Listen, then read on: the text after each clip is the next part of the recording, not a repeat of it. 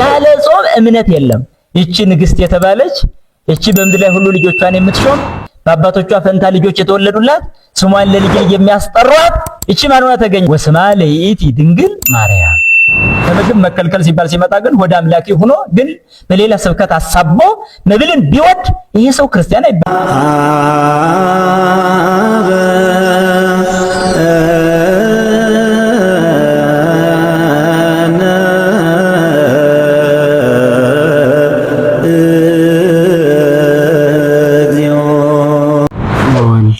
መንፈስ ቅዱስ አሐዱ አምላክ በቸርነቱ የሰበሰበን በመግቦቱ ያልተለየን በፍቅር የጠበቀን አምላካችን እግዚአብሔር ይክበር ይመስገን። ሁላችሁም የእግዚአብሔር ቤተሰቦች በልዑል እግዚአብሔር ስም እንደምን ዋላችሁ? እንደምን ከረማችሁ? አሜን። በሀብተ ስብሐ በረድኤቱ አቅርቦ ያገናኘን አምላካችን ይክበር ይመስገን። እንኳን ለእመቤታችን ለቅድስተ ቅዱሳን ለእመብርሃን ለወላዲተ አምላክ ለቅድስት ድንግል ማርያም የፍልሰታ ጾም በሰላም አደረሳችሁ።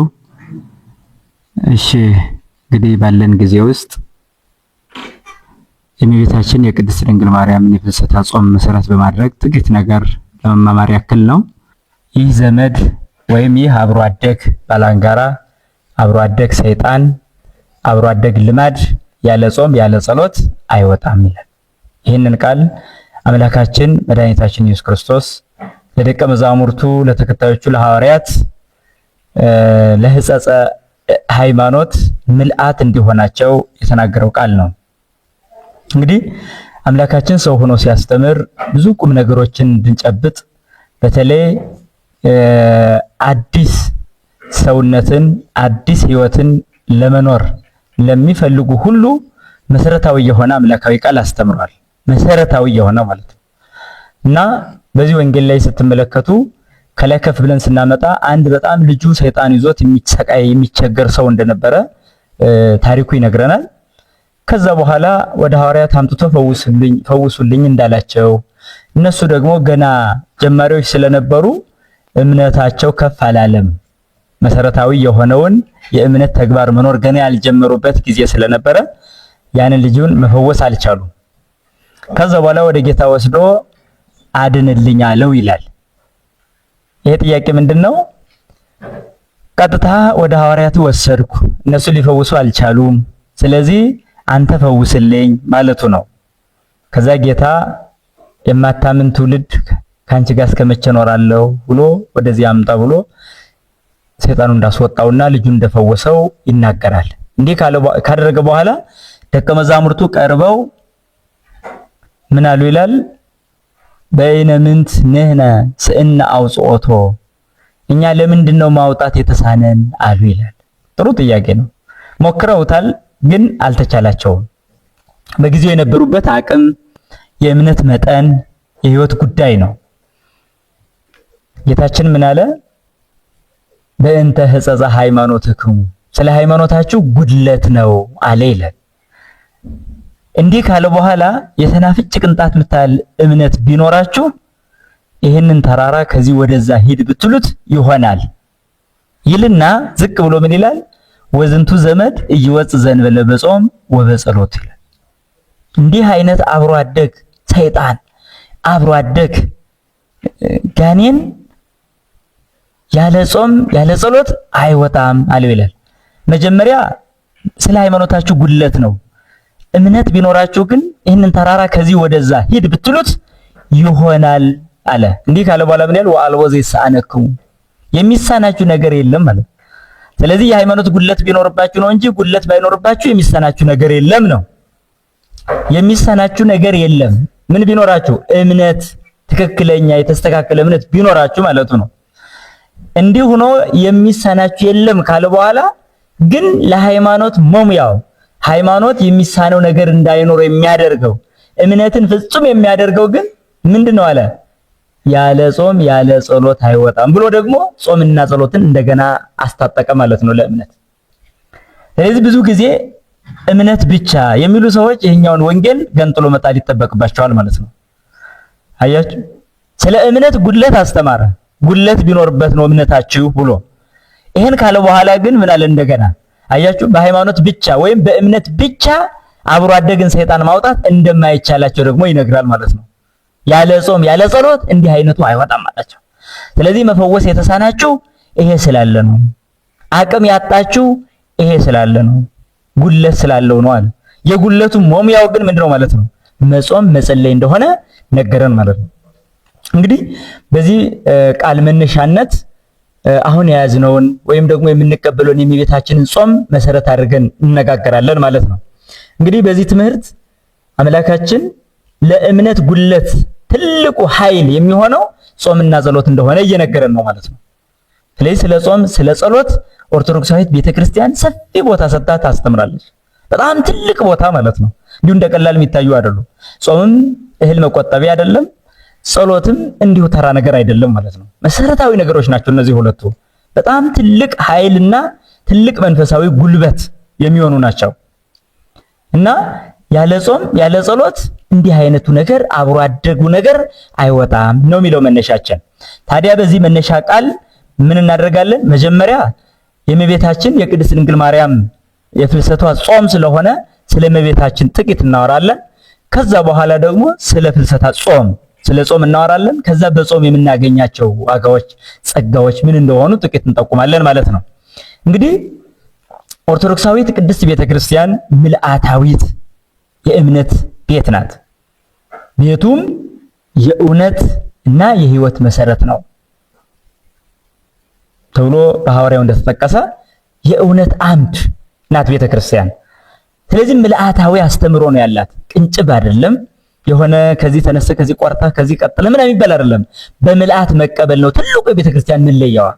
በምልአት መቀበል ብሉይ ኪዳን አለ፣ ሐዲስ ኪዳን አለ። ከዛ በኋላ ደግሞ የቅዱሳን ሕይወት አለ።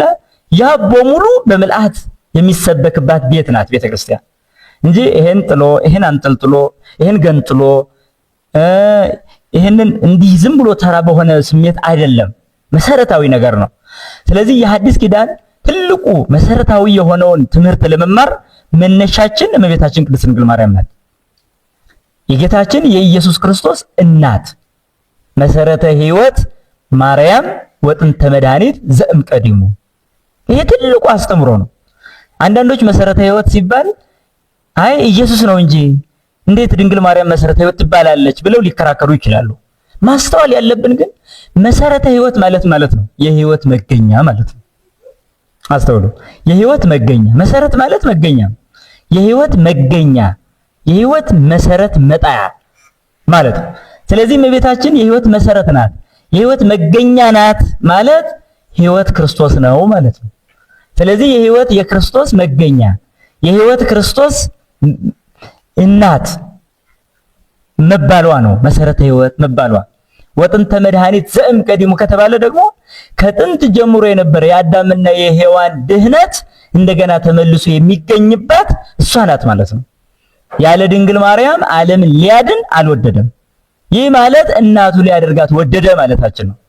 ስለዚህ የእመቤታችን የቅድስት ድንግል ማርያም የፍልሰታ ጾሟን ለማየት ቅድሚያ እመቤታችን ማን ናት የሚለውን ባጭር ማየት በጣም አስፈላጊ ነው። ያለ እመቤታችን መሰረትነት የክርስቶስን ሰው መሆን አላገኘንም። ስለዚህ እመቤታችን የሕይወት መሰረት ተብላ ተጠርታለች በሊቃውንት አባቶቻችን። ነገር ግን ቀድሞ ደግሞ በነቢያት በስውር ስትነገር መጣለች። የነቢያት አስተምህሮ ስለ ክርስቶስም ስለ ድንግል ማርያምም ሲያስተምሩ ቀጥታ ግልጽ በሆነ ስም አይደለም የሚጠሩት። ይሄን በጣም ለይቶ ማወቅ መሰረታዊ ነገር ነው። ነቢያት ስለ ክርስቶስ ሲናገሩ ቀጥታ ኢየሱስ ክርስቶስ ብሎ አይደለም የሚናገሩት፣ በምስጢር ነው። ስለ እመቤታችንም ሲናገሩ በምስጢር ነው። ለምሳሌ ወስአ ልብየ ቃለ ሰናየ ወአነ አየድ ግብርየ ለንጉስ። ይሄን ነብዩ ዳዊት የተናገረ በመዝሙር 44 ላይ ስራዬን ሁሉ ለንጉስ ሰጥቼ እናገራለሁ ይላል። ይህ ንጉስ ማን ነው? አያችሁ? ይሄንን ምስጢር ለማወቅ ኦርቶዶክሳዊ አስተሳሰብ ኦርቶዶክሳዊ ትንቢተ ነቢያትን የመረዳት ጥበብ ያስፈልጋል ማለት ነው። ለንጉስ ሰጥቼ ነው የምናገረው ማለቱ በኋላ የሚያመጣው ለማን እንደሆነ ያሳያል፣ ለክርስቶስ እንደሆነ ያሳያል። ለንጉስ ማለቱ ንጉሰ ሰማይ ወምድር ለሆነ ለክርስቶስ ሰጥቼ እናገራለሁ ማለት ነው። ምክንያቱም ከፍ እያልን ስንመለከት ይስየኒ ላሂው ሙሉ ደጓ ለምያው ደም ግባቱ ውበቱ ከሰው ልጆች ይልቅ ያምራል ብሎ ስለ ክርስቶስ ይናገራል። በነብዩ ኢሳይያስ እናየው ዘንድ ደም ግባት የለውም ተብሎ ተጽፏል። በነብዩ ዳዊት ደግሞ ከሰው ልጆች ሁሉ መልኩ ያምራል ተብሎ ተጽፏል። ነብዩ ዳዊት መከራ ከመቀበል በፊት ስላለው ክርስቶስ መልክ ይናገራል። ነብዩ ኢሳይያስ ደግሞ በዕለተ ዓርብ ግፍና መከራ ሲቀበል በነበረበት፣ ምራቅ እየተተፋ በነበረበት፣ ጀርባው እየተገረፈ በነበረበት፣ ፊቱ በጥፊ ራሱ በዘንግ እየተመታ በነበረበት የተናገረው ቃል ነው። ወይም የጥቁ ገጽ እምኀፍረተ ምራቅ አሚል ምራቃቸውን ከመቀበል ፊቴን አልመለስኩም ይላል። ስለዚህ ምራቅ የተቀበለ ፊት ደግሞ ምን አይነት ውበት ይኖረዋል? በጥፊ በጡጫ የተመታ ፊት ምን አይነት ፊት ይኖረዋል? ምን አይነት ውበት ይኖረዋል? ለዚህ ኢሳይያስ ምን አለ? ደም ግባት የለውም ማለት። ነብዩ ዳዊት ደግሞ ገና ከመቤታችን ከመወለዱ ጀምሮ እስከ ዕለተ ዓርብ ድረስ የነበረ ውበት የሰው ልጆች የማይተካከሉት ውበት ነው ብሎ ይገልጸዋል። ስለዚህ ለንጉስ እናገራለሁ የሚለው ለኢየሱስ ክርስቶስ እንደሆነ ያሳያል። ከዛ ዝቅ ብሎ ደግሞ በጣም የሚገርመው ተሰራ ወንገስ። የሚገርም እኮ ነው። ንጉስ ካለ በኋላ እንደገና ንገስ ይለዋል። ምን ማለት ነው? ወደ መስቀል ውጣ ነው፣ ተሰቀል ነው። ይሄ ትንቢታዊ ትእዛዝ ነው። በትእዛዝ መልክም ትንቢት ስለሚነገር ነው። በኃላፊ መልክ ይነገራል፣ በትንቢት መልክ ይነገራል፣ በትእዛዝ መልክ ይነገራል። ስለዚህ ውጣ ተሰቀል እንደማለት ይናገራል። ይሄን ካለ በኋላ በስውር ክርስቶስን ንጉስ እያለ ከጠራ በኋላ ዝቅ ብሎ ምን ይላል? በጣም የሚገርመው ወትቀውም ንግስት በየማንከ ይላል። የንጉስ እናትም ንግስት ተብላ በነብዩ ተገለጸች። ንጉስ ብሎ ሲጠራ ክርስቶስ ብሎ ስሙን እንዳልጠራ ንግስት ብሎ ሲጠራ ማርያም ብሎ ስሟን አልገለጸም። ነብዩ ኢሳይያስም ድንግል ብሎ ገለጸ እንጂ ማርያም ብሎ አልገለጸም። ስለዚህ ዓለም ከተፈጠረ ጀምሮ ድንግል ሆና የወለደች እሷ ብቻ ናት። ትንቢቱ ለእሷ እንደሆነ ግልጽ ሆነ ማለት ነው። አሁንም በክርስቶስ ቀኝ ልትቆም የምትችል ልትቀመጥ የምትችል ንግስት እናቱ ብቻ ናት። ከሷ የምትበልጥ ሌላ ንግስት የለችም ማለት ነው። ስለዚህ የነቢያት ቃል ስውር ይሁን እንጂ ምስጢሩ ግን ለሚያምኑት ግልጽ ነው ማለት ነው። ስለሷም ሲናገር አሁንም በትእዛዝ መልክ ይናገራል። ምን ብሎ ይናገራል? ርሲ ህዝበኪ ወቤተ አቡኪ እስመ ፈተወ ንጉስ ስነኪ። አሁንም ከታች ንጉስ ያለውን አሁንም አመጣው። ዘመድሽን እርሺ፣ የአባትሽን ቤት እርሺ፣ ንጉስ ውበትሽን ወዷልና ይላል። ንጉስ ውበትሽን ወዷልና ያላት ማን ናት? እመቤታችን ቅድስት ድንግል ማርያም ናት። ንጉስ የተባለ ማን ነው? ንጉሥ ሰማይ ወምድር ኢየሱስ ክርስቶስ ነው። አካላዊ ቃል ነው። ከሶስቱ አካላት አንዱ ነው። እሱ ንጉስ ሆኖ የእመቤታችን ውበት መውደዱን ያሳያል። የሷ ውበት ደግሞ እንዲሁ ልባዊ ውበት እንደሆነ ልብ ማለት ያስፈልጋል። ከላይ ሆኖ ተመለከተ እንዳንቺ ያላገኘ የተባለላት እሷ ናት። ስለዚህ ንግስት ትባላለች። በዚያው ላይ ነብዩ ዳዊት እንዲህ ብሎ ብቻ አይደለም ስልጣን እንዳላት ጭምር ይናገራል። ስልጣን እንዳላት ጭምር ህየንተ አበዊኪ ተወልዱ ለኪ ደቂቅ ብሎ ይገልጻል። ህየንተ አበዊኪ ተወልዱ ለኪ ደቂቅ። አያችሁ፣ በአባቶችሽ ፈንታ ልጆች ተወለዱልሽ ይላል። የድንግል ማርያም አባቶች ነቢያት ናቸው። ልጆች ተወለዱልሽ ሐዋርያት ናቸው። ሐዋርያት ልጆቿ መሆናቸውን ደግሞ መሰካሪው ማን ነው? ራሱ ክርስቶስ ነው። በመስቀል ላይ ሆኖ ከሰባቱ ጩኸቶች አንዱ እመቤታችን የሐዋርያት እናት መሆኗን የሚገልጽ ነው። አንዱ ማለት ነው። 7 ጩኸቶችን ተናግሯል። ተፈጸመ ሲል ሰምተናል። ተጠማሁ ሲል ሰምተናል። ብዙ ቃላትን ተናግሯል። ከነዛ ቃላት መካከል አንዱ የነቢያት ልጅ የሆነች እመቤታችን የሐዋርያት እናት መሆኗ ነው። ምክንያቱም በጊዜው በመስቀል ስር የተገኘው አንድ ዮሐንስ ስለነበረ እንኋት እናትህ አለ። ነብዩ ዳዊት አስቀድሞ ስለ አባቶችሽ ፈንታ ልጆች ተወለዱልሽ አላት። በነቢያት ፈንታ ሐዋርያት አሉልሽ ነው። እንደገና ልጆቿ መሆናቸውን ደግሞ በአንዱ በዮሐንስ አማካኝነት ራሱ ኢየሱስ ክርስቶስ የሥጋ እናቱን የጸጋ እናት አድርጎ ለዮሐንስ ይሰጣት እናያለን። እንኋት እናት በቃ እነሆ እናት እነሆ ልጅሽ አለ። እነሆ ልጅሽ ልጆች ተወለዱልሽ የሚለው የነብዩ ቃልና በመስቀል ላይ ያለው የክርስቶስ ቃል አንድ ሆነ። ይሄ ነው ብሉይና ሐዲስ አስማምታ ነው የምትቀበለው ቤተክርስቲያን። ይሄ ብቻ አይደለም። ነብዩ ዝቅ ይልና በሚገርም ቃል ይናገራል። ወትሰይሚ ዮሙ መላእክተ ለኩሉ ምድር ይላል። ንግስት ካለ በኋላ ስልጣን ሳይሰጥ መቼስ ንግስት አይደል። ስልጣን የሌላት ንግስት የለችም መቼም። እመቤት ከሆነች እኮ ስልጣን አላት በቤቷ ላይ። አያችሁ፣ ንጉሠ ሰማይ ወምድር ልጅ ነው ያላት። ስለዚህ ንግስተ ሰማይ ወምድር ትሆናለች ማለት ነው። ሔዋን ተመኝታ ያላገኘችውን እመቤታችን ሳትመኝ ያገኘችው። ሔዋን የሰማይ የምድር ንግስት መሆን ተመኘች፣ አላገኘችም። እመቤታችን ግን አገኘችው ሳትመኝ። እሷ ገረድ መሆንን ተመኘች፣ ንግስት መሆንን አገኘች። ሔዋን ንግስተ ሰማይ ወምድር መሆንን ተመኘች፣ ግርድናም ጠፋባት። ዓመተ ዲያብሎስ ተባለች እንጂ ዓመተ እግዚአብሔር እንኳን መባል አጣች። አያችሁ የእመቤታችን በልቧ በጣም ዝቅ ማለት በጣም ከፍ ማለትን አስገኘ። የሔዋን በልቧ በጣም ከፍ ማለትን መመኘት በጣም ዝቅ መባልን አስገኘ። ለዚህ ደግሞ ክርስቶስን በወንጌል ሲያስተምር ራሱን ከፍ የሚያደርግ ዝቅ ይላል፣ ራሱን ዝቅ የሚያደርግ ደግሞ ከፍ ይላል ያለው ቃል በእነዚህ ተፈጽሞ እናገኛለን። ስለዚህ ወትሰይም የው መላእክት ለኩሉ ምድር ንግስት ያላትን ምን አላት? እንደገና እነዚህ ልጆችሽን ደግሞ እንዳለ በአጽናፈ ዓለም በአራቱ ማዕዘን ትሾሚያቸዋለሽ። ሚሾም ማን ነው? ራሱ ክርስቶስ አይደል ሚሾም ነበር። አሁን ግን ነብዩ ግን ምን ይላል? ትሾሚያቸዋለሽ ይላል።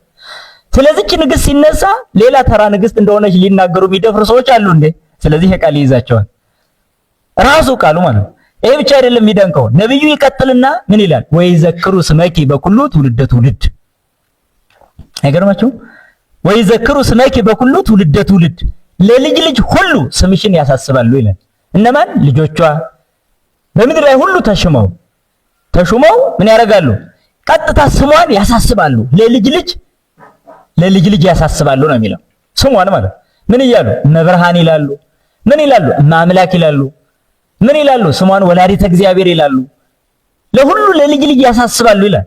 ስለዚህ እሷ ከተወለደችበት ጊዜ አንስቶ እስከዚህ ድረስ ቢያንስ የ2000 ዓመታት ያክል ጊዜ አለ ወይም ዘመን አለ። በዚያ ሁሉ ስሟ ሳይጠፋ እስካሁን እየመሰከርን የምንገኘው ይሄ ትንቢት በእኛ ተፈጻሚ ስለሆነ ነው። ለሚያምኑት ሁሉ የተገባ ስለሆነ ነው። ታዲያ ለልጅ ልጅ ሁሉ ስሟን ይጠራሉ፣ ያሳስባሉ ብሎ ነብዩ ተናግሮ ነበረ።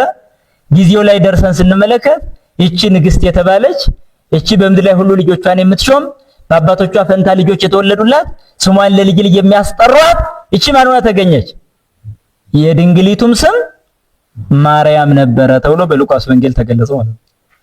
ነብዩ ኢሳይያስም ድንግል ብሎ የጠራት፣ ነብዩ ዳዊትም ንግስት ብሎ የጠራት፣ መልሶ ነብዩ ዳዊት ጽዮን እናታችን ጽዮን ይላል ሰው ሁሉ ያላት፣ ሰው በውስጧ ተወለደ የተባለ፣ ነብዩ ሶሎሞን ደግሞ ነውር የለብሽም ያላት፣ እንደገና ደግሞ ማናት እቺ ማናት ብሎ ያደነቃት በጥያቄ መልክ እንደ ፀሐይ የበራች እንደ ጨረቃ የደመቀች ዓላማ ይዞ እንደተሰለፈ ሰራዊት የምታስፈራ እቺ ማናት ያላት ጊዜው ሲደርስ ማን ሆና ተገኘች? እመቤታችን ቅድስት ድንግል ማርያም ሆና ተገኘች። ነቢያት በስውር ስለ ድንግል ማርያም እንዲተናገሩ ስለ ልጇም በተመሳሳይ በስውር ጊዜው ሲደርስ ነው ትንቢቱ እየታወቀ የመጣው። ለዚህ ነው ወስማ ለይእቲ ድንግል ማርያም ያለው። የሉቃስ ወንጌል ምዕራፍ 1 ስታነቡ የድንግሊቱም ስም ማርያም ነበረ ይላል። በቃ አለቀ። የድንግሊቱም ስም ማርያም ነበረ። ወደዚች ደግሞ ማን ተላከ? መልአኩ ቅዱስ ገብርኤል ተላከ። ስለዚህ ነቢያት አስቀድመው ይናገሩላት የነበረች ያበስራት ወይም አስቀድመው ስለሷ መምጣት ይናገሩላት የነበረች ድንግል ማናት? ድንግል ማርያም ናት። ስለዚህ መልአኩ ወደሷ ቤት መጣ። አለቀ። አበሰራት። እነሆ ትጸንሻለሽ ትወልጃለሽ አላት። ስለዚህ አምላክ እንደምትወልድ አምና ተቀበለች። እንደተቀበለችም ሆነ። ስለዚህ የማን እናት ሆነች? የአምላክ እናት ሆነች። አምላክ ከሷ ይወለድ ዘንድ ስለወደደ ማንም አስተያየት ሊሰጠው አይገባውም። በርካታ ሰዎች እግዚአብሔር ሰው ሆነ ማለት ከአይምሮ በላይ ቢሆንባቸው አልሆነም ብሎ መሞገት ይፈልጋሉ። እንደዛ እኮ አይደለም። በሃይማኖት ከአይምሮ በላይ የሆነውን ሁሉ አልሆነ ብለ ሞግት አይደለም ምንድነው? ታዲያሳ አምነ ተቀብለ ነው የምትድነው። አምላክ ራሱን የገለጠው ፍጥረቱን በመፍጠር አይደለ? ፍጥረቱ የገለጠ የበለጠ ደግሞ ስጋ በመልበሱ ነው እንግዲህ ራሱን የገለጠ። ስለዚህ ወደኛ ሊቀርብ ራሱን ሊገልጥ ከወደደ አስተያየት ሰጥቶ ከሃይማኖት ወጥቶ መዳን ይችላል ብሎ የሚያስብ ካለ እሱ ሞኝ ነው ማለት ነው። ስለዚህ የመጀመሪያው ጽንሰ ሐሳባችን እመቤታችን ቅድስት ድንግል ማርያም ወላዲተ አምላክ ወላዲተ ብርሃን እመብርሃን ተብላ ትጠራለች። የዓለምን ጨለማ ሊያስወግድ የመጣ ብርሃን ኢየሱስ ክርስቶስ፣ ዓለምን ሊያድን የመጣ መድኃኒት ኢየሱስ ክርስቶስ፣ እኔ የሕይወት እንጀራ ነኝ ያለ ሕይወት ኢየሱስ ክርስቶስ፣ የኢየሱስ ክርስቶስ እናት፣ የሕይወት መሰረት፣ የሕይወት እናት፣ የሕይወት መገኛ ተብላ ትጠራለች። ለዚህም ነብዩ በመሐሌው ላይ ሰሎሞን እንዲህ ብሎ ተናግሯል። አዘቅተ ማየ ሕይወት ዘይውህዝ እምሊባኖስ፣ ከሊባኖስ የሚወህስ የሕይወት ውሃ ምንጭ፣ የሕይወት ውሃ ጉድጓድ አንቺ ነሽ ብሏታል። የሕይወት ውሃ ጉድጓድ እውነትም ራሱ ኢየሱስ ክርስቶስ የሕይወት ውሃ ነኝ ብሏል። ስለዚህ የሕይወት ውሃ ነኝ ካለ የእሱ መገኛ የሕይወት መገኛ ናት ማለት ነው። እኔ የሕይወት እንጀራ ነኝ ብሏል። የሕይወት እንጀራ የክርስቶስ መገኛ የሕይወት መገኛ ናት ማለት ነው። ስለዚህ ነው እኔ የዓለም ብርሃን ነኝ ብሏል። የብርሃን እናቱ እመብርሃን ናት ማለት ነው። የብርሃን እናት ትባላለች። ስለዚህ ብርሃንን ያስገኘች የብርሃን መሰረት፣ የብርሃን እናት፣ የብርሃን መገኛ ተብላ ትጠራለች ማለት ነው። በጥቅሉ እመቤታችን እግዚአብሔር ዓለምን ሊያድን ወደዚህ ዓለም ለመውረድ ምክንያት ያደረጋት ናት። ይሄ መካድ አይቻልም። ዓለምን ሊያድን ሲፈልግ እሷን ከተጠቀመ እኔ ራሴን ላድን ብፈልግ በሷ በኩል ወደሱ ብሄድ ምንድነው ኖሩ? እግዚአብሔር ሰውን ለማዳን እሷን ከተጠቀመ እኔ ራሴን ለማዳን እሷን ብትጠቀም ኖሩ ምንድነው? መሰላል አይደለች? ቃል ወደዚህ ከወረደ ስጋ ወደ ላይ ከወጣ እኔ ደካማው በሷ በኩል የእናትነት ምልጃዋን ብቀበል ኃጢአቱ ምንድነው? ነውሩ ምንድነው? ከነቢያት ትምህርት ከሐዋርያት ትምህርት የወጣ ነው በምንድነው? ስለዚህ የሐዋርያት ልጆች ነንና ለምሳሌ ይህንን ቃል የሚሰማ አንድ ስለ እመቤታችን እናትነት ማይቀበል ቢኖር እናቴ ብዬ አልጠራትም ቢለኝ አንድ አማኒ አሁን አፉን ሊዘጋ ይችላል። ብጠይቀው እመቤታችንን እናቴ በላት ብዬ አሁን ብጠይቀው አልላትም የኢየሱስ እናት እንጂ የኔ አይደለችም ቢለኝ ከመጽሐፍ ቅዱስ ወጥቷል ይህ ሰው። አያችሁ፣ በተለይ ዓለማችን መጥፎ ነው። መጽሐፍ ቅዱስን የተቀበለ የሚመስል የሚክድ ትውልድ ያለበት ዘመን ነው ማለት ነው። ዘመን መጠንቀቅ ያስፈልጋል። አሁን በፍልሰታዋ ምዕመናኑ ሲጾሙ፣ ሲወድቁ፣ ሲነሱ፣ ሲረባረቡ፣ ሰዓሊ ለነ ቅድስት ሲሉ በርካታ ነቃፊዎች ደግሞ እንደሚነሱ እናውቃለን። ነገር ግን የሚጎዱ እነሱ እንጂ እኛ አይደለም። ወደ እመቤታችን የቀረበ ተጎድቶ አያውቅም። የራቀ ግን ብዙ ሲጎዳ አይተናል። በርካታ ለምሳሌ ስህተተኛው ማን ይሁን እስኪ እንመዝነው። አሁን እኔ እመቤታችንን የክርስቶስን እናት እናቴ ብዬ እጠራለሁ። እሺ አንድ ፓስተር አንድ ወይም የፕሮቴስታንት እምነት ተከታይ ሆኖ እኔ እናቴ አልላትም ቢለኝ ከሁለታችን መጽሐፍ ቅዱስን በተግባር የተከተለ ማን ይመስላችኋል? እኔ ነኝ ቢለኝ መጽሐፍ ቅዱስ ጋር ነው የምንመዘነው ማለት ሁለታችን። በዱላም አይደለም በሌላም አይደለም፣ ግን መጽሐፍ ቅዱስ ይመዝነናል ማለት ነው። እኔም እመቤታችን እናቴ ብዬ ነው የጠራዋል። እሺ እሱ ደግሞ አልላትም አለ። እናቴ ብሎ ከጠራ ደግሞ የግድ የቃል ኪዳኗ ተከታይ መሆኑ የማይቀር ጉዳይ ነው። ለምን? እናትነቷ የቃል ኪዳን ነው ልለው ነዋ። አያችሁ፣ የጸጋ ነው ልለው ነዋ። በስጋ አይደለም እኮ ወለደችን ያልነው እኛ። እንደዛ አይደለም ትምህርታችን። አስተውሉ። ነቢያት አስቀድመው በትንቢት የተናገሩላት ልጃቸው ናት። ሐዋርያት ክርስቶስን ሲከተሉ ያገኟት ደግሞ እናታቸው ናት። የነቢያት ልጃቸው፣ የሐዋርያት እናታቸው፣ የሰማዕታት መሪያቸው፣ የደናግል መነኮሳት መመኪያቸው ናት ብንል ኃጢአት አይደለም፣ ነውርም አይደለም። ስለዚህ አሁን በተናገርኩት ቃል ከአንድ ፓስተር ጋር ተነጋገርኩ ልበል። እሺ ምን ብዬ? እኔ ድንግል ማርያምን እናቴ ብዬ ጠራሁ። እሺ እሱ ደግሞ እኔ አልልም አለ።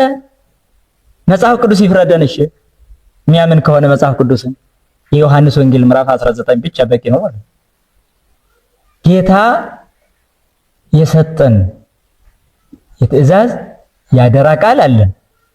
የትእዛዝ ቃል ብትወዱኝ ትእዛዜን ጠብቁ ነው የትእዛዝ ቃል። በቃ ሙሉም ትእዛዛት ናቸው። ያደራ ቃል ግን እናቱን እናታችን አድርጎ መስጠት ነው። አያችሁ፣ በክርስቶስ ታምናለህ ብዬ ጠይቃለሁ።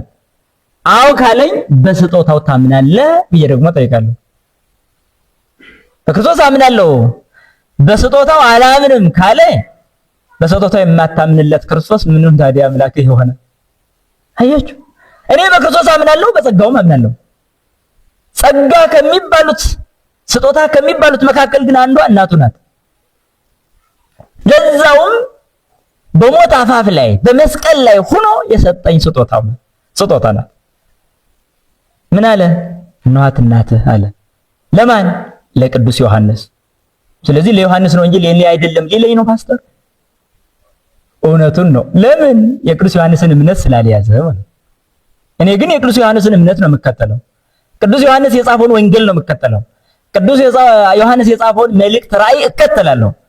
ስለዚህ ለቅዱስ ዮሐንስ የተሰጠች እናት ለኔም እናቴ ናት ማለት ነው። አያችሁ፣ ለዮሐንስ የተሰጠች እናት ናት። እሱም ወደ ቤቱ ወሰዳት ነው ይላል። ወደ ቤቱ ወሰዳት፣ እኔ ወደ ቤቴ ወስጃታለሁ። ለዮሐንስ በጊዜው ወደ ቤቱ መውሰድ ነው ይሁን፣ ግን ያለ ልቡ አይደለም። በልቡ ፍቅሯን አካሏን ወደ ቤቱ፣ እኔ ደግሞ በልቤ ቤቴ ልቤ ነው፣ እምነቴ የሚገኘው በልቤ ውስጥ ነው። ስለዚህ ያን ጊዜ የተቀበልኳት እናቴ ናት ማለት ነው። ስለዚህ ምዕመናን ሁሉ እናታችን ቢሉ አያፍሩም። ከክርስቶስ የተቀበሉት አደራ ስለሆነ ይህ ጉዳይ ማለት ነው። ይሄ ነው። ስለዚህ እመቤታችን እንዲህ ከሆነች በዚህ ዓለም የምትኖረው ኑሮ እድሜ በሙሉ 64 ዓመታትን አሳልፋለች። በቤተ መቅደስ፣ በዮሴፍ ቤት፣ በዮሐንስ ቤት ኑራለች። እኒህ ሲደመሩ 64 ዓመታትን ኑራለች። ከዛ በኋላ ከዚህ ዓለም የምንሸጋገርበት ሞት እንዳለ ይታወቃል። እናቱን እንዲሁ እንዳትሞት አላደረገም። ሁሉም እንደሚሞት ሁሉ እናቱ ሞታለች፣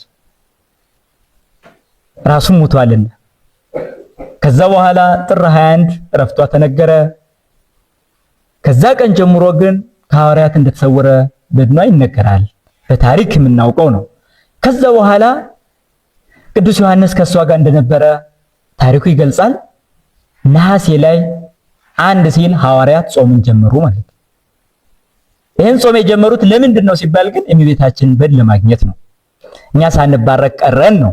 ምክንያቱም በዮሐንስ በኩል ሁሉም እናትነቷን ተቀብለዋልና። በሙሴ በኩል የተነገሩ 10 ቃላት ለዓለም ሁሉ የሚበቁ አይደል? ታዲያ 10 ቃላት ለሙሴ ተነግረው ለሁላችን ከሆኑ ለዮሐንስ የተሰጠች እናት ለሁላችን ማትሆንበት ምን ምክንያት አለ ታዲያ? መጽሐፍ ቅዱስም እኮ ለጊዜው ለሐዋርያት ነው የተሰጠው። ታዲያ ምን ያደርግልናል ታዲያ? እንደዛ ከሆነ መጽሐፍ ቅዱስም ለጊዜው የተነገራቸው እኮ ሐዋርያት ናቸው። ታዲያ አሁን የምጠቅሰው ለምን ነው ታዲያ? እኔ አያችሁ፣ ለሐዋርያት የሆነው ሁሉ የኔ ካልሆነ፣ ለነቢያት የሆነው ሁሉ የኔ ካልሆነ የነቢያትና የሐዋርያት እምነት የታለይ ታዲያ? በነቢያትና በሐዋርያት መሰረት ታንጻቸዋል ነው የሚለን። ስለዚህ አሁን በነቢያትና በሐዋርያት መታነጻችን የነቢያትን ትንቢት የሐዋርያትን ስብከት ስለ ድንግል ማርያም የተቀበሉትን አደራም የተቀበልን በመሆናችን ነው ማለት ነው።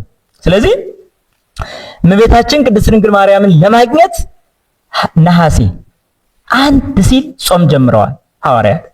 ይሄ የታወቀው ታሪካችን ነው። ጾም ጀመሩ። ከዛ በኋላ 2 ሱባኤ ነው። ሱባኤ ማለት 7 ቀን አንድ ሱባኤ ነው። 14ቱ 2 ሱባኤ ነው። ሁለቱን ሱባኤ ጾመዋል ማለት ነው። 2 ሱባኤ። ስለዚህ እዚህ ላይ ነው መጽሐፍ ቅዱሳዊ ሕግ መሆኑን የምናውቀው። ሐዋርያት ጾመዋል ስንል መጽሐፍ ቅዱስ የጣሱ አይደሉም ሐዋርያት ማለታችን ነው አይደል? መጽሐፍ ቅዱስ ላይ ምን አለ? ጾም አለ። ስለዚህ ጾምና ጸሎት ተሳስረው የሚሄዱ ናቸው። ጾም፣ ጸሎት፣ ስግደት አሁን መጽሐፍ ቅዱስ ላይ ብቻ አይደለም፣ በየስንክሳሩ በየገላቱ ስትመለከቱ ሁሉም ቅዱሳን 4 ነገሮችን በተለይ ያሟላሉ። ጾምን፣ ጸሎትን፣ ስግደትን፣ ምጽዋትን። አሁን ስንክሳር አንቡ፣ አንዱም ጻድቅ ያለ እነዚህ 4ቱ የወጣ የለም። በጣም ይጾም ነበር ብሎ ነው የሚጀምር። በጣም ይጸልይ ነበር ብሎ ይጀምራል። በጣም ይሰግድ ነበር ብሎ ይጀምራል። በጣም ይመጸውት ነበር ብሎ ይጀምራል። ከዛ በኋላ የሚሰጠውን አጥቶ ባዶ እስኪሆን ድረስ ራሱን የሚሰጥ ሁሉ አለ። እስከ ድረስ ይሄዳል። ስለዚህ ሐዋርያት ጾምን ጀመሩ፣ ፍልሰታን ጾሙ ነው። ይሄ ደግሞ መጽሐፍ ቅዱሳዊ ነው። አሁን ያነሳነው ርዕሳችንም ይህ አብሮ አደግ ያለ ጾም ያለ ጸሎት አይወጣም የሚል ነው። ያለ ጾም ያለ ጸሎት አይወጣም። ስለዚህ መድኃኒታችን ኢየሱስ ክርስቶስ ስለ ጾምና ስለ ጸሎት እየተናገረ ነው ማለት ነው። በማቴዎስ ወንጌል ምዕራፍ 6 ቁጥር 16 ላይም ወሶበሂ ትጸውሙ ኢትኩኑ ከመ መደልዋን ይላል። ስትጾሙ እንደ ግብዞች አትሁኑ ይላል። ስትጾሙ ሲል እኮ ጾም አለ እያለ ነው። ስትጾሙ ካለ መጾም እንደሚገባን እየነገረ ነው። አንዳንድ ወገኖች ጾምን በቃ እንደ ተራ ነገር ቆጥረው እምነት ግን ያላቸው ለመምሰል ሲጣጣሩ እናያለን። ያለ ጾም እምነት የለም። አያችሁ፣ እምነት ብለው የሚጠሩት ራሱ ምኑን ነው? በተግባር የማይገለጽ እምነት እኮ ሙት ነው። ይሄም በሐዋርያት የተሰበከ ነው። ያለ ጾም ያለ ጸሎት ምን እምነት አለ? ምኑን ታምናለህ? አሁን እየተራብክ ነገ እንደምትጠግብ የምታምን ስትሆን ነው እምነት አለ የሚባለው። አሁን በመጸለይ እግዚአብሔር ይቀበልልኛል ብለህ ስታምን ነው እምነት የሚባለው። ጾም፣ ጸሎት፣ ስግደት፣ ምጽዋት የሌለው ምኑ እምነት ይባላል? የሞተ ነው ነው። አሁን እየሰጠህ እግዚአብሔር ነገ ይከፍለኛል ብለህ ማመን እኮ ነው እምነት የሚባለው። አያችሁ። ስለዚህ እምነት በራሱ ምን ይሆናል ማለት ነው? የሞተ ይሆናል ማለት ነው። ይሞታል። የአይምሮ የመንፈስ የውስጥ ህይወት በሙሉ ማደሻው ጾምና ጸሎት ነው። ስለዚህ ሐዋርያት ራሳቸውን ከእግዚአብሔር ጋር ለማገናኘት እናቱን ለመጠየቅ የት ናት እናግኛት ለማለት የመጀመሪያ ስራ ያደርጉት ጾም ነው። አያችሁ። ሐዋርያት መጾም እንደሚችሉ ወይም ደግሞ ሊጾሙ እንደሚገባቸው በማቴዎስ ወንጌል ምዕራፍ 9 ቁጥር 14 ጀምራችሁ ስታነቡ ታገኛላችሁ። የዮሐንስ ደቀ መዛሙርት ወደ ጌታ ቀርበው ጥያቄ አቀረቡ ይላል። ምን የሚል ጥያቄ ነው? ንሕነ ወፈሪሳውያን ንጸውም ብዙሃ ወአርዳኢ ከሰበፎ ይጸውሙ። እኛና ፈሪሳውያን ሁልጊዜ እንጾማለን፣ ያንተ ደቀ መዛሙርት ማይጾሙት ለምንድን ነው? የቅናት አይነት ጥያቄ። እነሱ የተጎዱ እነዚያ ደግሞ ነፃነት የተሰማቸው አይነት ስሜት፣ እንደዚህ አይነት ጥያቄ አቅርበዋል። ጌታችን ግን ምን አላቸው? በጣም የሚገርም ሙሽራው ከነሱ ጋር ሳለ ሚዜዎቹ ሊጾሙ ሊያዝኑ አይገባም፣ ምክንያቱም ሙሽራው ከነሱ ጋር አለና። ሙሽራው ከነሱ የሚወሰድበት ጊዜ ይመጣል፣ ያን ጊዜ ይጾማሉ ብሎ ነው የመለሰላቸው። ይሄ ቀላል ነገር አይደለም። አያችሁ፣ ሙሽራው ከነሱ ጋር አለ ማለት እኔ ሙሽራው ከነሱ ጋር ያለው አሁን ሊያዝኑ አይገባም ነው። ጾም ውስጡ ምን አለበት? ጥያቄ አለበት ነው። ስለዚህ አሁን ሊጠይቁ አይገባም። ጾም ምን አለበት? ሐዘን አለበት። ስለዚህ አሁን ሊያዝኑ አይገባም። ጾም ምን አለበት? ለጊዜው መጎዳት አለበት፣ ስጋን መጉዳት አለበት። ስለዚህ አሁን እኔ ከነሱ ጋር ያለው ሊጎዱ አይገባም። ታዲያ መቼ ነው አለ? እኔ ከነሱ የምወሰድበት አንደኛ አይሁድ የሚይዙኝ ጊዜ ይመጣል፣ ያን ጊዜ ጾማሉ። የምሰቀልበት የምሞትበት ጊዜ ይመጣል። ሁለተኛ እኔ የማረግበት ጊዜ ይመጣል፣ ያን ጊዜ ጾማሉ ማለቱ ነበር። ስለዚህ ሐዋርያት በመጀመሪያ አይሁድ ይዘውት ሰቅለው ገርፈው ሰቅለው ገለው እሱ ሙቶ ተቀብሮ ትንሣኤውን ሳናይ አንበላም ብለው አክፍለዋል። ይሄ አንድ ሙሽራው ከነሱ ይወሰድ ጾመዋል ማለት ነው። ሁለተኛ ሐዋርያት መንፈስ ቅዱስን ተቀብለው አሁን ዓለምን ለማስተማር ይህን ያህል ኃላፊነት እየተቀበል ያለ ጾም ስራችንን አንጀምርም ብለው ጾመዋል። ይሄ ጾም ሐዋርያት ምንለው የሰኔ ጾም ማለት ነው። አያችሁ፣ ስራቸውን ያለ ጾም ላለመጀመር ማለት ነው። በነገራችን ላይ ክርስቲያናዊ ስራ ያለ ጾም አይጀመርም፣ ያለ ጸሎትም አይከናወንም። ይሄ መሰረታዊ ነገር ነው። አለዚያም ምድራዊ ነው የሚሆነው፣ ተራ ነገር ነው የሚሆነው። ያለ ጾም ያለ ጸሎት የሚጀምር መንፈሳዊ ስራ የለም። ሐዋርያት ዓለምን የማዳን ስራ ተረክበው ያለ ጾም አንጀምርም ብለዋል። ስለዚህ በጾም ነው የጀመሩት። እንደገና ያልፎ ደግሞ እመቤታችንን ለማግኘት ወደ ፈጣሪያቸው ጥያቄ ለማቅረብ ትክክለኛ መንገድ አድርገው የመረጡት ጾምን ነው ማለት ነው። ጾምን ነው። ስለዚህ ፍልሰታ የተባለውን ጾም የመጀመሪያዎቹ ጸዋሚዎች ሐዋርያት ናቸው ማለት ነው። ስለዚህ ሐዋርያት ሁለቱን ሱባኤ ጾሙ፣ በ14 አምጥቶ ሰጣቸው፣ ተቀበሉ። ያን ተቀብለው እንደሚገባ ገንዘው ቀብረዋል። ከዛ በኋላ ግን እርገቷ በ3ኛው ቀን ተደርጓል። በትንሣኤዋ እንደገና ደግሞ ተከትሎ እርገቷ ተፈጽሟል ማለት ነው። ስለዚህ በዚህ ሁኔታ ሐዋርያት ጾመው ጸልየው የለመኑት ከተሳካላቸው የሐዋርያት ልጆች እኛም በዚህ የሱባኤው ተሳታፊዎች፣ የበረከቱ ተሳታፊዎች፣ የሐዋርያት ጾም የእመቤታችን የፍልሰቷ የእርገቷ ምስጢር ሁሉ በረከትና ጸጋ ተቋዳሾች ለመሆን ነው የምንጾመው። ስለዚህ እዚህ ጋር በጾምን ካነሳን ጾም ማለት በራሱ ምንድን ነው የሚለውን ማየት ያስፈልጋል። ጾም መንፈሳዊ ትርጉሙ ከፍ ያለ ነው። እንዲሁ ዝም ብሎ ከእህል መከልከል ብቻ አይደለም። በቃ አንዳንዱ ሰው ጥቂት ማርፈድን እንዲሁ ከምግብ መከልከልን ብቻ እንደ ቁም ነገር ሊቆጥር ይችላል። ግን እንደዛ አይደለም። ጾም ማለት ትልቅ መንፈሳዊ ሕግ ነው። በመጀመሪያው በአዳም ሕይወት እንደ ጾም ምስጢር ዕፀ በለስ እንዳይበላ መከልከል አንድ ጉዳይ ነበረ ማለት ነው። ስለዚህ ጾም ማለት መከልከል የሚለውን ያሳያል። ስለዚህ አፋዊና ውስጣዊ መከልከል ይኖራል ማለት ነው። እንደዛ ከሆነ አፋዊ ማለት ከታዘዘው ነገር ውጭ የሚበሉ የሚጠጡ ነገሮች መከልከል ይኖራል። እንደገና ደግሞ ለተወሰኑ ሰዓታት የሚቆይ የተለመደውን ምግብም ጭምር መከልከል ይኖራል። ይሄ አፋዊ መከልከል ነው። ሌላኛው ውሳጣዊ መከልከል የምንለው ግን ቂምን፣ በቀልን፣ ሁከትን፣ ሰላም እጦትን፣ መረበሽን፣ ጭንቀትን በሙሉ ከራስ አውጥተህ መጣል ማለት ነው። ስለዚህ ጾም ውስጥን ማደሻ ነው ማለት ነው። በሌላ አነጋገር እግዚአብሔርን ማግኛ ነው ማለት ነው። አየህ፣ ስጋ በበላ በጠጣ ቁጥር ኃይል ይሰማዋል፣ ስሜት ይገነፍላል፣ የአእምሮ እንፋሎቱ ወደ ኃጢአት ይሳባል። ይህንን እንፋሎት በሙሉ የሚቆጣጠረው ጾም ነው ማለት ነው። ስለዚህ ጾም ልጓም ፍሬሃ ጦም። የሚገርም እኮ ነው። ጾም ልጓም ናት ይላል፣ ፍሬዋም የጣፈጠ ነው የሚለው ቅዱስ ያሬድ። ጾምን ምን ብሎ ይጠራዋል? ልጓም ብሎ ይጠራዋል። ያልተለጎመ ወይም ደግሞ ልጓም የሌለው ፈረስ ልክ የተጫነውን ሰው ገደል ይዞ እንደሚሄድና እንደሚፈረጥጥ ሁሉ የማይጾም ክርስቲያንም ክርስትናውን መንፈሳዊ ሕይወቱን በአግባቡ መምራት አይቻለውም ማለት ነው። ስለዚህ ጾም በጣም ከባድ መንፈሳዊ ኃይል የሚያስገኝ አጋንንትን ድል ማድረጊያ። ምክንያቱም አጋንንት ሰውን ለማሳት ብዙ ጊዜ ይጣጣራሉ። ነገር ግን ምክንያት አድርገው የሚጠቀሙት ግን ከመብል ከመጠጥ ጋር ነው። የበለጠ ለማሸነፍ ድል ለማድረግ ለምሳሌ በተለይ ለወጣቶች የጾም ህይወት በጣም ጥሩ ልጓም ነው፣ መሰረታዊ ልጓም ነው። አካላቸው የደከመ ያረጁ እንዲህ አይነት ሰዎች ይህን ያህል ወዴትም የሚፈረጥጡበት ነገር የለም። ከዛ አንፃር ብዙም አይደለም። ዋናው ወጣት፣ ምክንያቱም በእሳት ዘመን ላይ ላለው ወጣት ግን ምግቦች፣ መጠጦች ራሳቸውን የቻለ ምን ኃይል አላቸው? እንደ ነዳጅ ይቆጠራሉ። ስለዚህ ስሜትን የመቀስቀስ ለዝሙት የመዳረግ ህግን የመተላለፍን ድፍረት የሚያመጡ ናቸው። ይህንን ድፍረት ለመቀነስ ራስን ለመቆጠብ ወደ እግዚአብሔር የሚያቀርብ አእምሮአዊ መንገድን ለመከተል ጾም ትልቅ በር አለው ማለት ነው። ትልቅ ጠቀሜታ አለው ማለት ነው። ስለዚህ ጾም ማለት መከልከል ማለት ነው። የምትከለከለው ደግሞ ከምትወደው ነገር ነው። ሰው በጣም ምግብ ይወዳል፣ መብላት ይወዳል አይደለ? ስለዚህ መብላት ከመውደዱ የተነሳ ጾም ተዘጋጀ ማለት ነው። የቀደመው አዳም በመብላት ምክንያት ኃጢአትን እየገፋ ወደ ሰው ባህሪ አምጥቶታል አይደል? ስለዚህ ክርስቶስ ደግሞ በገዳመ ቆሮንቶስ በተግባር ጾምን አስተማረ ማለት ነው። ክርስቶስ ጾምን በቃል ብቻ አይደለም በተግባርም ነው። በቃል ሲያስተምር ስትጾሙ እንዲያትሆኑ ሲል፣ ያለ ጾም ያለ ጸሎት ይሄ አይወጣም ሲል፣ ደቀ መዛሙርት የሚጾሙት በኋላ ነው ሲል ጾም እንዳለ ተናገረ። እንደገና በተግባር ደግሞ ገዳመ ቆሮንቶስ ገብቶ ሲጾም ደግሞ ጾም መሰረታዊ አስፈላጊ እንደሆነ ነገረን ማለት ነው፣ አሳየን ማለት ነው። ስለዚህ ክርስቶስ የሚያደርገውን የማያደርግ ግን የክርስቶስ ተከታይ ነኝ የሚል ሐሰተኛ ነው። የክርስቶስን ቃል አምናለሁ የክርስቶስን ስራ ግን አልከተልም የሚል እሱ ሐሰተኛ ነው። ተጠንቀቁ።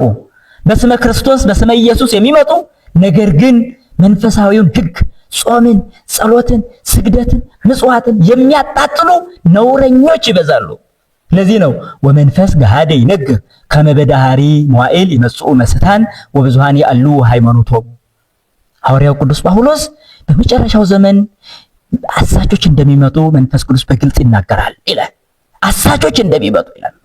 አያችሁ፣ ጾም የሃይማኖት መመሪያ እንዳልሆነ የሚያስተምሩ፣ ጸሎት መመሪያ እንዳልሆነ የሚያስተምሩ፣ ስግደት ጾም መመሪያ እንዳልሆነ የሚያስተምሩ፣ ሱባኤን የሚያጣጥሉ፣ ከእግዚአብሔር ጋር መገናኛ መንገዳችንን ለመጣጣስ የሚሞክሩ በአጋንንት እየተሳቡ ይመጣሉ። ነፋስ በማዕበል ላይ ትልቅ ኃይል እንደሚጨምር ሁሉ አጋንንትን በመናፈቃን ላይ የበለጠ ኃይል ይጨምራሉ። የበለጠ እዚህ ነው ንቅናቄ የሚፈጠረው። መንፈሳዊ ንቅናቄ በጣም አደገኛ የሆነ የሰይጣን ተልዕኮ እንደ ሀገራችንም እንደ ቤተክርስቲያናችን እየተዘራብን ያለው። ስለዚህ ጾም መከልከል ማለት ነው። ክርስቲያን ማዕቀብ አለው ማለት ነው። ቀድሞ አዳምና ሔዋን ሲልከሰከሱ የዘላለምን ሕይወት የሚያገኙበትን ትክክለኛውን ሕገ እግዚአብሔር ጥሰው የሰይጣን ምክር ተቀብለው ወድቀዋል አይደል? ያን ሁሉ የምናስተካክለው አሁን እነሱ ባጡት፣ እነሱ በተጎዱበት፣ በወደቁበት ኃጢአት እንዳንወድቅ በመከልከል ሕግ ነው ማለት ነው። ስለዚህ ጾም ማለት መከልከል ማለት ነው። አንደኛ የምትወደውን ምግብ የምትወደውን ነገር ሁሉ በመቀነስ ነው መከልከል ሲባል፣ ዝም ብሎ አይደለም። የምትወደውን ሁሉ ማለት ነው። ለምሳሌ ጾምን መሰረት አድርጎ ሰው ዝም ብሎ በቃ ከምግብ መከልከልን ብቻም ማየት የለበትም። አንድ እሱ አለ። ሁለተኛ መሰረታዊ ነገር ደግሞ አእምሯችን ሊጎዱ የሚችሉ በርካታ ነገሮች አሉ። የሁል ጊዜ ጾም ሊሆን የሚገባ መከልከል አላስፈላጊ ፊልሞች ከማየት እንዲሁም ደግሞ ተራ ነገር ከመናገር አንደበት ይከለከላል። አፍ ይጹም ተብሏል። ያዕቆብ አፉየ ከመ ይሳት በልሳኔ ወአንበርኩ አቃቤ ለአፉየ፣ በአንደበቴ እንዳልስት አፌን እጠብቃለሁ አልኩ ይላል መዝሙረኛው ዳዊት። እንዳልስት ይላል። አንድ ሰው ከምግብ ተከልክሎ ከስጋ ከእንቁላል ከወተት ተከልክሎ ነገር ግን በነገር ሕግ የሚጥስ ከሆነ ይሄ ሰው አልጾመም ማለት ነው። በጆሮ መጥፎ ነገሮችን በመስማት የሚጥስ ከሆነ በጆሮ እየተመገበ ነው ማለት ነው። አየህ፣ በዓይኑ ክፉ ነገሮችን ከማየት ካልተከለከለ አሁንም ጾሙን ሽሯል ማለት ነው። ስለዚህ መከልከል ሲባል ይሄ ከሆድ ጋር የተያዘው ብቻ አይደለም፣ ከአይምሮ ጋር የተያዘ ወደ ሆድ የሚገባ ምግብ ወደ ዳሪ ይወጣል። ወደ አይምሮ የሚገባ ነውር፣ ሐሰት፣ ተንኮል፣ ውሸት፣ ቅጥፈት፣ ሐሜት ሁሉ ግን ነፍስን ይጎዳል። ከዚህኛው በላይ ለዚህኛውም ቦታ እንሰጣለን ማለት ነው። ይሄኛው ራስን ለመግዛት ያመቻል፣ ይሄኛው ደግሞ አይምሮን ለመቀደስ ያመቻል። አያችሁ፣ ጾሙ ሁሉም ነው ማለት ነው። አንዳንዶች ታዲያ ለማስመሰል ከምግብ መከልከል አይደለም ጾም ማለት ብለው ብቻ ሊያርፉ ይችላሉ። እንደዛ አይደለም። ከምግብ የምንከለከለው ስጋዊ ፍላጎትን ለመግታት ነው። ሰው ፍላጎትን ካልገታ በነፍሱ ምንም አይነት ጥቅም ምንም አይነት ህይወት የለውም ማለት ነው። ለዚህ ነው ተዓቀብ እምንኡሳት ከመ ኢትደቅ ውስተ አብያት። አባታችን ማር ይስሐቅ ወደ ትልቁ እንዳትወድቅ ከትንሹ ተከልከል ይላል። ከትንሹ አያችሁ፣ ቀላል የሚመስሉ ግን መከልከል የሚገባን ነገር አለ በጣም። ስለዚህ መብል መጠጥ የሚመስሉ እነዚህ ጾምን ሁሉ የሚያፈርሱ ናቸው፣ አደገኞች ናቸው፣ ለዝሙት የሚቀሰቅሱ ናቸው። ለከነዛ በመከልከል ነው የእመቤታችንን ጾሟን እንዲሁ በጸጋ በደስታ ልንጾም የሚገባው ማለት ነው። ስለዚህ መከልከል ማለት ነው። ታዲያ የጾም ጠቀሜታው ምንድነው? አንደኛ አካላዊ ፍትወትን ለመክታት፣ ሁለተኛ አእምሮን ለማረጋጋትና ሰላምን ለማግኘት ይረዳል። እንደ ስጋም ካሰብን ደግሞ ጤናን በቃ ጤናን እንኳን ሰው ይቅርና እንስሳት እንኳን በተፈጥሯዊ መንገድ እኮ ይጾማሉ። በጣም የሚጾሙ እንስሳት አሉ። ለሃይማኖት ብለው ወይም ለዘላለም ድህነት ብለው አስበው ሳይሆን እንዲሁ ተፈጥሯዊ መንገድ እንዲጾሙ የሚያደርጋቸው እንስሳት አሉ። ለምሳሌ እንደነ ግመል ያሉ ማለት። አሁን ግመል የትኛውን በረሃ ውሰዱ ብዙ ሳምንታትን ያለ ምግብ ያለ ውሃ መቆየት ይችላል። አያችሁ፣ አዞ ከወራት እስከ ዓመት ድረስ መቆየት ይችላል። አዞ አያችሁ፣ ይሄን ተፈጥሮ ያስገድደው ነገር ራሱ ተፈጥሮ የሚያደርገው ነገር ነው። እንደኛ ዋጋ አገኘበታለሁ በሚል ላይሆን ይችላል። ሌሎችም ብዙ የሚሳቡ ትላትሎች የራሳቸው የሆነ የጾም ህግ አላቸው። ተፈጥሯዊ መንገድ ማለት ነው። ተፈጥሯዊ መንገድ እባብ ይጾማል። ለምሳሌ እርጅና ሲሰማው ከምግብ ይከለከልና ቀጥታ ከላይ ያለውን የእርጅናውን ገፈቱ እንዳለ ሸልቅቆ ይጥላል፣ እንደገና ይታደሳል። አያችሁ። ስለዚህ ለእንስሳት ጾም ተፈጥሯዊ መታደሻ ሆኗል። ለሰው ደግሞ አእምሯዊ መታደሻ ይሆናል። ሆን ብሎ አውቆ በሚያደርገው መከልከል የአእምሮ መታደስን የነፍስ መታደስን ያመጣል ማለት ነው። ስለዚህ ጾም ጠቀሜታው ለጤና ለዘላለማዊ ድህነትም የሚረዳ ነው። ሌላው ትእዛዝ እግዚአብሔር ስለሆነ ትእዛዙን መፈጸምን የሚመስል ምን ጸጋ አለ? ትእዛዝ እንደመፈጸም ያለ ምን አለ? ለምሳሌ አንድ ሰው ቀለል ያለውን ትእዛዝ ፈጸምኩ የሚመስለው ከምግብ መከልከል ሲባል ሲመጣ ግን ወደ አምላኪ ሆኖ ግን በሌላ ስብከት አሳቦ መብልን ቢወድ ይሄ ሰው ክርስቲያን አይባልም፣ አማኝም አይባልም። ስለዚህ ከእመቤታችን ፍቅር የተነሳ በዕለቷ ምዕመናን ወደ ቤተ ክርስቲያን ይጎርፋሉ፣ ሕፃናት ይቆርባሉ፣ ትልልቅ አዛውንት ሁሉ የሚቆርቡባት ሰዓት ናት። ስለዚህ እችን ሰዓት ተጠቅሞ እችን ጊዜ ተጠቅሞ እኛ ደግሞ አብሮ አደግ የሆነ ነገር ማስወገድ ይኖርብናል ማለት ነው።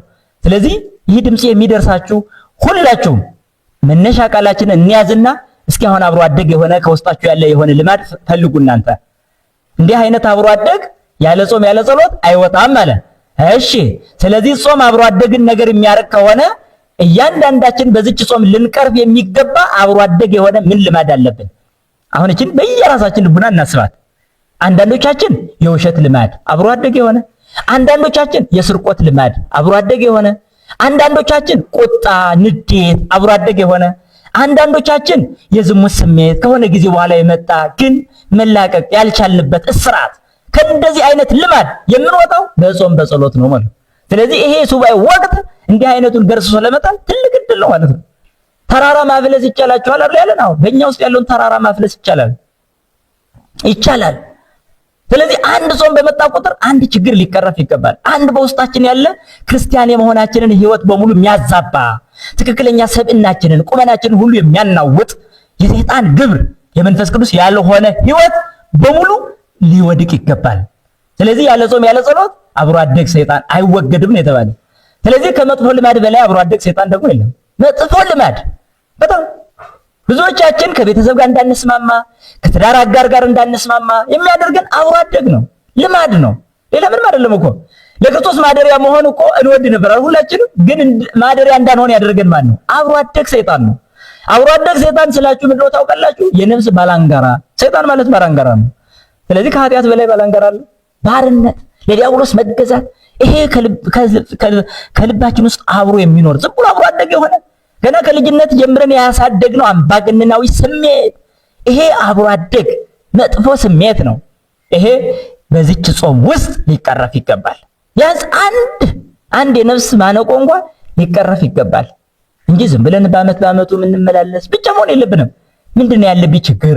አንድ ቁጭ ብሎ ማሰብ። አሁን ጾሙ ከመግባቱ በፊት ቂም በቀል ያለብኝ ከገሌ ጋር እንዴት ነኝ?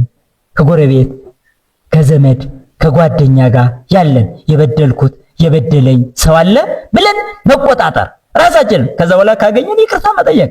በይቅርታ የሚፈታ ነገር በይቅርታ ሳይፈታ መታለፍ የለበትም። ኃጢአት እንደቀላል ነገር በልባችን ውስጥ መቅረት የለበትም። እሾህ ከወጋን እንደምንጎዳ ማወቅ አለብን አይደል? ልክ ኃጢአትም ምን ይሁን ምን ትንሽ ናት ተብሎ የምትታለፍ አይደለችም። ኃጢአት ብቻ የመንፈስ ቅዱስ ጸጋን ታሳጣለች። አስተውሉ። ስለዚህ አብሮ አደግ ምን አለባችሁ? እስኪ አስተውሉ። ምን አይነት አብሮ አደግ ግብር አለ? አብሮ አደግ እሷን ፍሩ፣ ከሰይጣን በላይ ልማድን ፍራ ተብሎ የለም? ከሰይጣን በላይ ጎር የተባለ። ምክንያቱም ሰይጣን አያስገድድም፣ ልማድ ግን ያስገድዳል። ለዛ እኮ ነው አሁን ሰይጣን እኮ ሊያማምል ይችላል፣ ከሰው ጋር መጥቶ የሆነ ነገር ሊል ይችላል፣ ውሸቶቹን ነቀፋዎቹን በሙሉ ሊያስተላልፍ ይችላል። ነገር ግን አስገድዶ ነፃ ፈቃዳችንን ተጋፍቶ ውሳኔያችንን ግን አያስቀይርም። ልማድ ግን የራሳችንን አእምሮ እያስገደደብን የሚያስቸግር የራሳችን የሆነ አያችሁ ጠባይ ነው። የራሳችን ጠባይ ስለሆነ ከሰይጣን ይልቅ እሱ ይከፋል ማለት ነው። ስለዚህ አብሮ አደግ ልማዳችንን ለመቅረፍ ጾም፣ ጸሎት ወሳኝ ነው ማለት ነው። ጾም ያለ ጸሎት አይደለም። ከሁሉም መሰረቱ ጾም ነው። እስመ ጾም እማ ለጸሎት ወእህታ ለአርምሞ ወነቃ ለአንብ ወጥንተ ኩሉ ገል ሰናይት። ስለዚህ ተወዳጆች የእግዚአብሔር ቤተሰቦች ጾም ምንድናት ይላል? የጸሎት እናት ናት ይላል። ሰው መጾም ሲጀምር መጸለይ ነው የሚጀምረው። መጾም ሲጀምር መጸለይ ይጀምራል። ይርበዋል። ከጠገበሳ ጥጋብ የእንቅልፍ መጀመሪያ ነው። በቃ ሰው ከጠገበ አለመተኛት አይችልም። ከራቦ ግን እንቅልፍ አይመጣም። አያችሁ፣ ለዛ ነው ጥጋብ የእንቅልፍ እናት እንደሆነች ሁሉ ጾም ደግሞ የጸሎት እናት ናት። አያችሁ፣ ጥጋብ የኃጢአት እህት እንደሆነች ሁሉ ጾም ደግሞ የዝምታ እናት ናት፣ እህት ናት። አያችሁ፣ ለጸሎት እናቷ ጾም ናት፣ ለእንቅልፍ እናቷ ደግሞ ጥጋብ ናት። ለዝምታ እህቷ ጾም ናት፣ ለመለፍለፍ ለከንቱ ወሬ ደግሞ እህቷ ጥጋብ ናት። ጾም የእንባ ምንጭ ናት። ሰው ሲርበው እንባ ይለዋል። አያችሁ፣ ከዚህ የተነሳ ግን መንፈሱ ወዴት ይሳባል? ወደ ፈጣሪው ይሳባል። ለዛ እኮ ነው ታቅቦ አደረገ ማለት ነው። ስለዚህ እንባ ደግሞ የጸጋ ምክንያት ነው፣ ለጸጋ የሚያበቃ ነው። የማያለቅስ ክርስቲያን አያችሁ በጾሙ በጸሎቱ ጊዜ ከፈጣሪው ጋር በልቅሶ ይገናኛል ማለት ነው። ስለዚህ የልቅሶ ምንጭ ናት ማን? ጾም። ጥጋብ ደግሞ የዘፈን ምንጭ ናት። ዘፈን ከጥጋብ ይመነጫል፣ ልቅሶ ከጾም ይመነጫል። ወጥንተ ኩሉ ገል ሰናይት፣ የበጎ ስራ ሁሉ መጀመሪያ ጾም ናት፣ የክፉ ስራ ሁሉ መጀመሪያ ጥጋብ ናት። አያችሁ፣ ከጾም ጸሎት ትወለዳለች፣ ዝምታ ትቀርባለች፣ እንባ ትመነጫለች፣ በጎ ስራ ትጀምራለች። ጥጋብ ከጥጋብ ደግሞ ማን ይወለዳል? እንቅልፍ ይወለዳል፣ መለፍለፍ ይቀርባታል፣ ዘፈን ይመነጫታል፣ ክፉ ስራ መጀመሪያ ትሆናለች፣ የክፉ ስራ መጀመሪያ ትሆናለች ማለት። ስለዚህ ይሄ ነው። ይሄን አስበን ጾምን ከፍ እናድርጋት፣ በህይወታችንም እንኖርባት፣ ለጸሎትም ቦታ ይኖረን። ታዲያ በዚህ ጾም ውስጥ ቁርስ መብላት የለም አይደል? እንደዛ ከሆነ የቁርሳችን ተለቅማ ጾም ለሚያድሩ የሚልሱት የሚቀምሱት ለሌላቸው አብነት ተማሪዎች፣ ነዳያን፣ ለተቸገሩ ልናውል ይገባል ማለት ነው። የማይመጸውት ጸዋሚ ቆጣቢ ነው።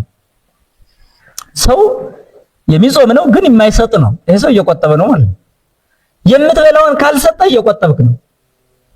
ስለዚህ ይሄንን ማህዘብም ያደርጉታል እኮ ይሄን በበላ ይቀንስብኛል ብለው ላይበሉ ይችላሉ ማለት ነው። አያችሁ፣ የጽድቅ ምንጭ አይደለም ማለት ነው ጾሙ ራሱ። ፍላጎትን መቁረጥ ማለት ልትበላ የነበረው መስጠት ማለት ነው። ስለዚህ በዚች ጾም ውስጥ ቢያንስ አንድ ነገር ጉባኤ ቤቶችን በመደገፍ አብነት ትምህርት ቤቶችን የበለጠ በማሳደግ የምንችለውን ሁሉ በማድረግ ልናልፍ ይገባል። ምንችለው ሁሉ ሱባኤዋን በጾም በጸሎት በቁርባን ልናሳልፍ ይገባል ማለት ነው። በያለንበት የእመቤታችን የቅድስት ድንግል ማርያም ረድኤቷ ጸጋዋ አይለየን። ሁላችንም በሰላማዊ በኢየሱስ ክርስቶስ ጥላ ስር ሕይወት ለማግኘት የተሰበሰብንንና በያለንበት በኦርቶዶክሳዊት ቤተክርስቲያን የሚሰጠውን ጸጋ ለመቀበል ዝግጁ እንሆን። ወስብሐት ለእግዚአብሔር።